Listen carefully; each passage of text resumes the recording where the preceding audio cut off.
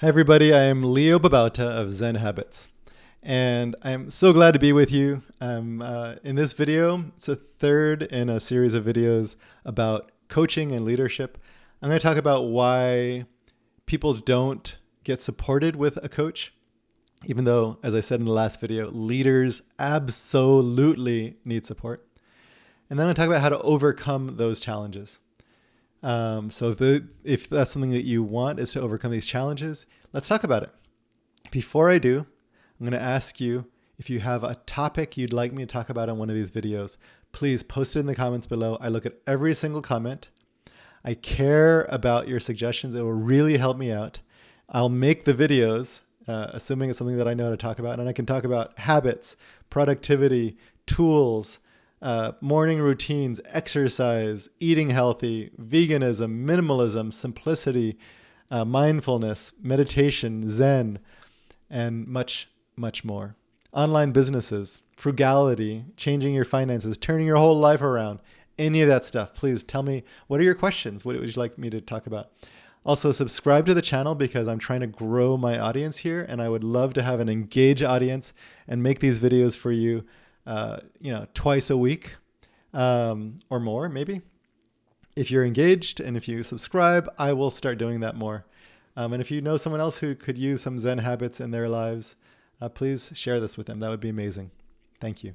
Okay, so what gets in the way? I touched on it in the last video, which is leaders need support. But let me talk about a few of the key challenges. The first one is I need to do this on my own. The second one is I can't because of money or time or some other fear. And then the third one is I don't want people to see my mess. And so let's talk about those three things. So the first one, I should do this on my own. This is a belief that is ingrained in us from an early age. You should be able to do stuff on your own. Don't rely on others. Be an island. Be self-sufficient. This is, if you live in the US, this is one of the American founding, beliefs is that we should be self-sufficient. And I don't think there's anything wrong with the idea of trying to be as self-sufficient as possible.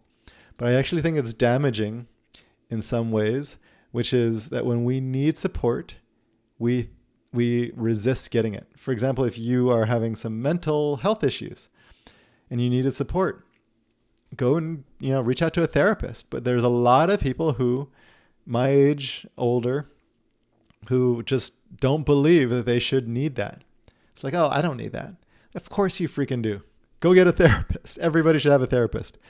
And the same thing with coaches. I'm a leader of some kind, any kind, at any level.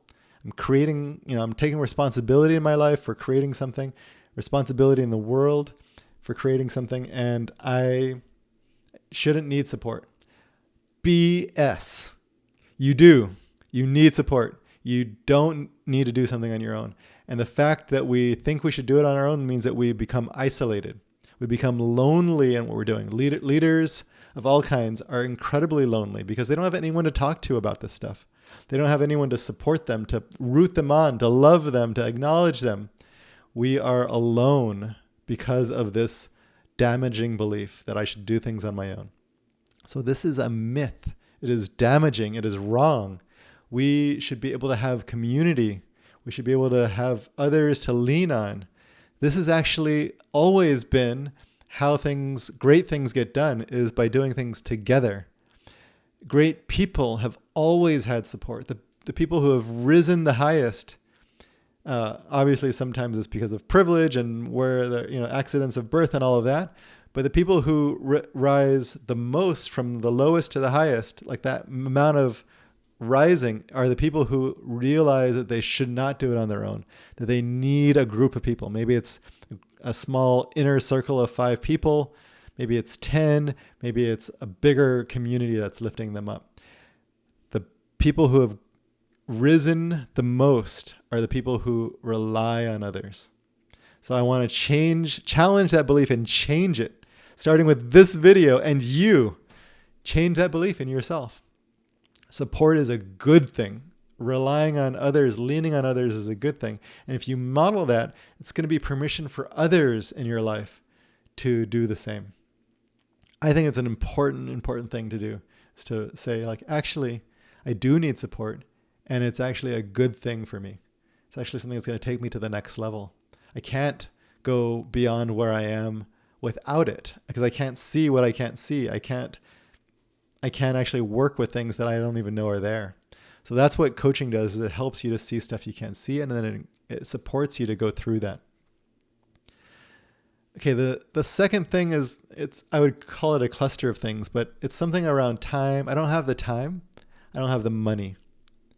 These are two of them. There might be other kinds of things that are limiters for you, like, oh, my spouse doesn't think that I should, or my work won't pay for it, or whatever it is.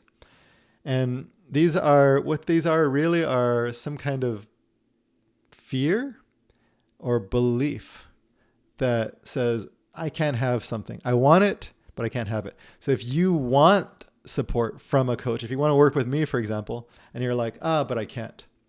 That is you habitually shutting down in your own mind, habitually shutting down what you could have if you really wanted it. The possibility of getting supported. Now, I'm not saying you need to get supported by me, but if you want a coach, you can have one. You just need to make it happen. But we tell ourselves, I can't. Oh, I don't have the time. I'm already so busy. When would I actually work with a coach? Maybe when I clear away all of my busyness, my life is more open, then I could have a coach. But how are you ever going to get there without the coaching support? It's like saying, like, I'm going to hire a house cleaner or a decluttering organizer after my house is completely organized. Okay, but you could actually get supported to have that happen. So why not get support? Or I'm going to, hire someone to help me with my financial turnaround, like a coach to help me with my financial turnaround after I've done the turnaround. Why not get supported to actually turn yourself around? That's actually when you need support the most, is when you think you can't have it. So that's one thing, is like, I can't do it now because of timing, or I don't have the time, or whatever. My life is too messy, so I shouldn't get supported. When I lay them out this way, they can sometimes sound ridiculous, but actually this is getting in the way for a lot of people. Another one related to that is, I don't have enough money. So let's say I want to work with Leo, and Leo charges this much, and I have this much. Okay, forget it. I can't do it. But what if this is something you really want, is to get supported by Leo? If you really want to work with me, and then you're like, I can't, that is you shutting down your possibility, what you really want. Now, I'm not saying you get, just because you want to, you get to, but you've already shut it down and you haven't even tried. So for example, actually this is a great place to get coaching. If you want to work with this particular fear, say, like, I can't because it's too much. Well, let's do a coaching call for free, and let's talk about it. Let's take a look at what's getting in your way, so that you can distinguish the fear and the belief that's actually stopping you right now. It's happening right now, and having some coaching support to see that is actually incredibly supportive, and it could be powerful. So you see what's getting in the way, and then you can say, you know what if I moved all of these beliefs and fears out of the way? What if I could actually make this happen? How would I do it? Well, actually I have a bunch of money in savings, and I could do that. Or I could borrow some money from my family, or I can get my work to pay for it, or I could create, 5 new clients, or I could, sell X number of whatever in order to do it. And then once I've sold those, then I can hire the coach. So there's a lot of ways once we get into that kind of mode, but we actually don't get into that mode of trying to generate the ideas and the path to get there. We don't get into that mode because we already shut it down and say, I can't, it's too much.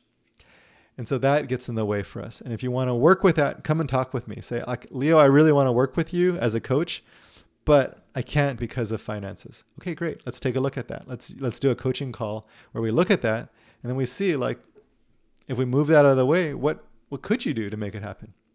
There's always a way. We just are usually unwilling to even think about it because we've already shut it down. The last thing I want to say about in this video is that what gets in the way for people is I don't want people to see my mess, the messiness of me. So what happens there is like we acknowledge like there's a part that we're showing everybody else. Here's how my life is together. And then there's the reality back here behind that front, which is my life is an actual mess. I feel pretty messy on a day-to-day basis. That's where imposter syndrome comes from. But actually what happens is we're just being human. We all have a mess. I have a mess just as much as you do.